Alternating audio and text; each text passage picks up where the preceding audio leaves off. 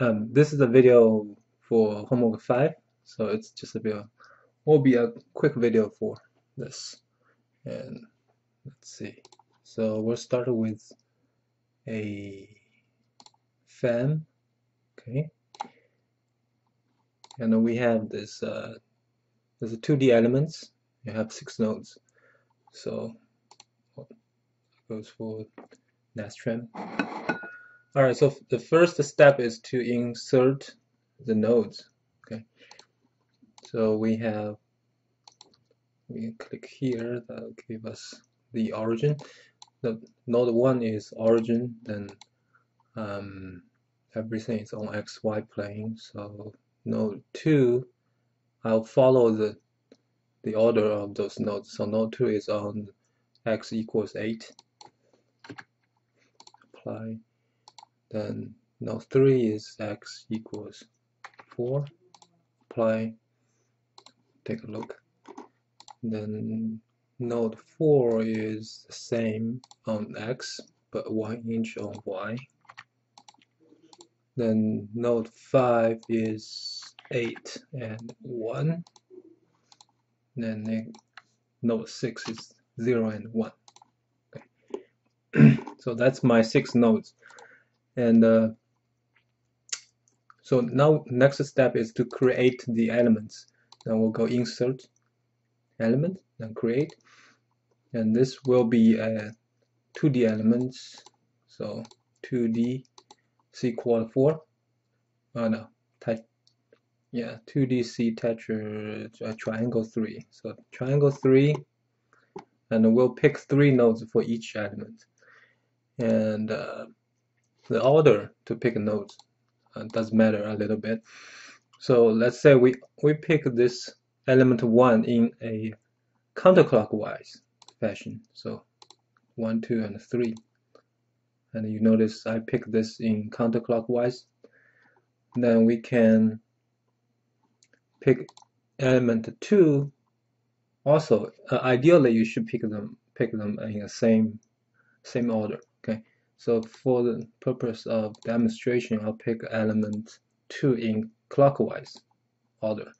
Then for the other 2, I'll just pick them in counterclockwise. So only element 2, this will be different from the other elements.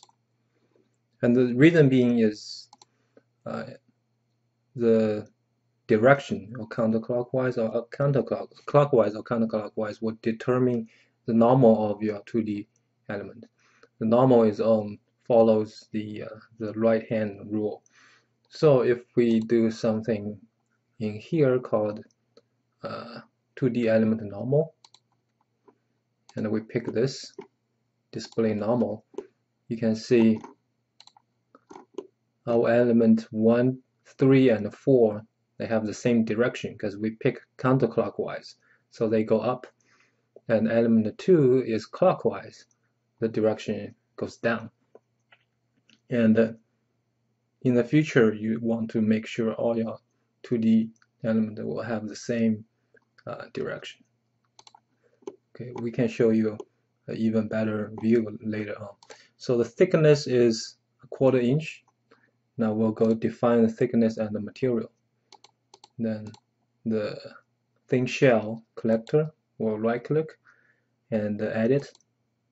And once we get into this collector property, you want to click the monkey wrench for the shell property. So P1 stands for property for shell 1. So once you click the monkey wrench, you want to first pick material 1. And this is only one material, homogeneous. We only deal with material 1. Okay, don't do anything to other things. So into the material library, and I guess you could use steel rod. And since I'm making a video, let's just go more detailed. So if you take a look at the steel rod, it will be a little bit different from the Young's modulus here. So what if you want to, well, I guess in this homework you have to create a new material. So what we do is we copy this material. then it'll generate another one, a copy of that, and we can change some materials as you want, some properties. So the first is the Young's modulus. We can change the unit to psi, and that's 30 e to the 6, and that is good. And make sure, take a look at this left side. This overridden should be checked. Okay, that means your number actually goes into the material. For example, for the Poisson's ratio, you want to change to 0. Okay, if you click OK, the 0 is not in the material yet. Take a look on the left side, it's not overridden yet. You can do it two ways. Either you click on this button, it'll change to override, okay, or the other way is hit enter after you type a number. So in NX, a lot of times you have to hit enter after you input a number. So we have Poisson's ratio and Young's modulus changed, and they are overridden. Then you click OK. So this way, you just created a local material, and that number is exactly the same as the homework. Okay, because in real world, the Poisson's ratio will not be 0, right? So let's say OK, and that is our just created that material. The thickness is 1/4 inch, so 1/4 inch, and you say OK. Okay. So now remember the 2D normal direction. Element 2 is different. So here we can actually edit the display to take a look at the 2D thickness, because we just gave that a 1/4 inch. Right. Well, I guess the thickness goes from, take this off, goes both directions. Okay. But sometimes the thickness goes from the bottom. You can offset. The offset is in the mesh. So let's just turn it off. So once you start to offset, it'll offset on the normal direction. Then your mesh will have a different thickness. One goes the back of the sheet, then the other one goes to the front. So just be careful of the normal direction. It doesn't matter that much in this homework or actually in our project. It doesn't matter that much. But in the future, if you're doing a huge simulation, it'll get to you. Okay. All right. So we're done with the material, the thickness for the 2D mesh, and we have the mesh is done as well. So next step, we go to the sim. We can right-click on the FEM and create a new simulation, and just say OK. All right, then we don't change anything, so just all the way OK. Now we're in the sim, and the load condition is 300 pounds on the top node, number 4. So 300 pounds on this node. The 300 pounds, the vector is -y. Okay, that's the direction, and say OK. That's our force. Then the constraint is fixed constraint on both sides. So 4 nodes, both side, OK. And those are the constraint and the load. Sometimes you can change the display. So edit display if you want to make it bigger.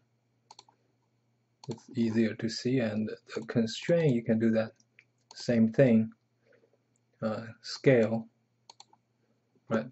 This way you can have a little bit better. All right, so load and the constraint, that's all done. Then you can right-click on solution, and first let's check the model. Usually in this kind of simple model, you would have nothing wrong.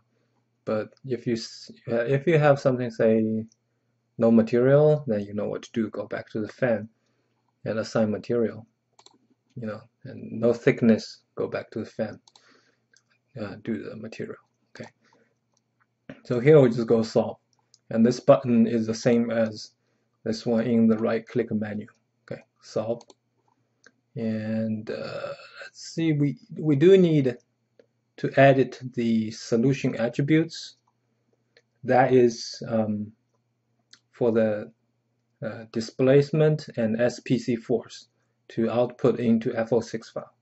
So we go in here, edit solution attributes, and in this case control tab, okay, there's one thing called output request, and we click the monkey wrench.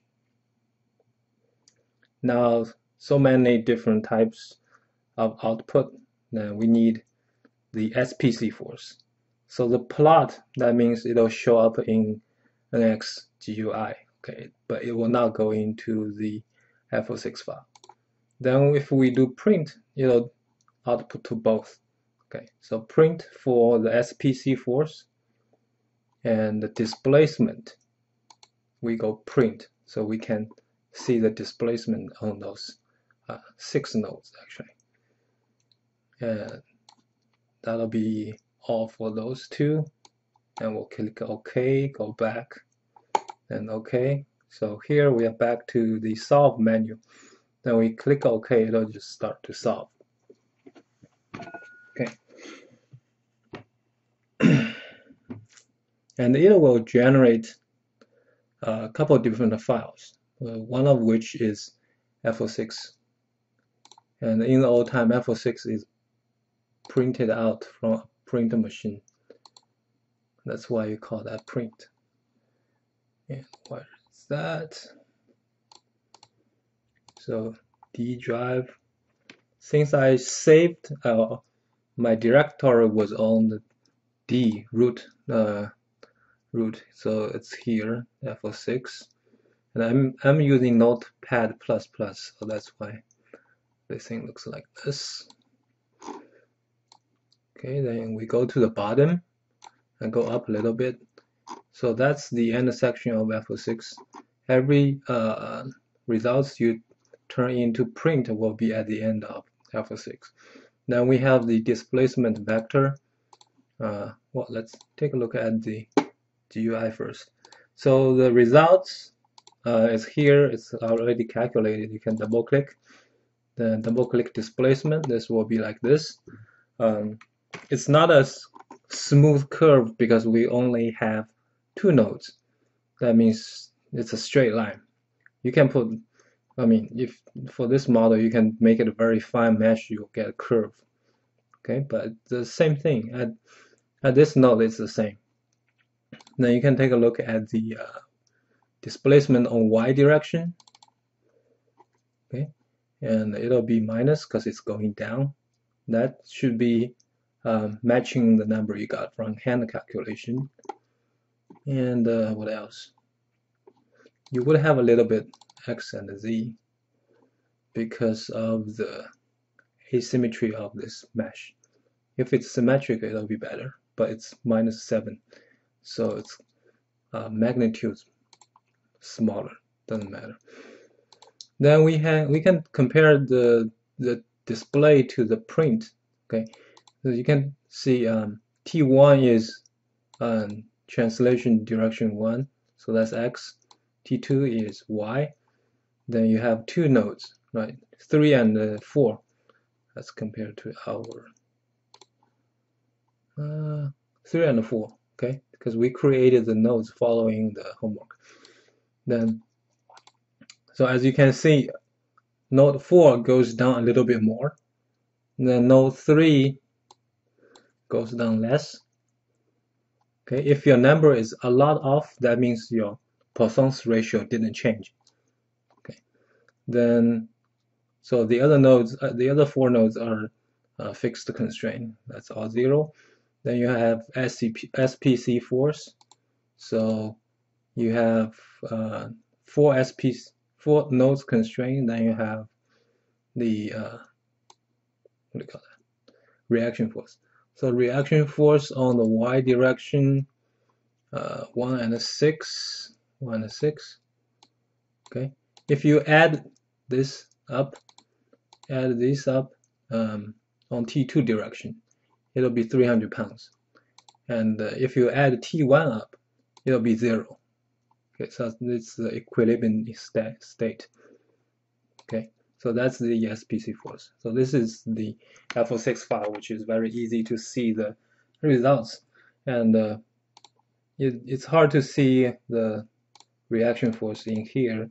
You have to use a question mark and click one node, and it's not very precise. Cut off as 3 digits. Okay, so that's all for the NX portion of homework 5. Okay, thank you.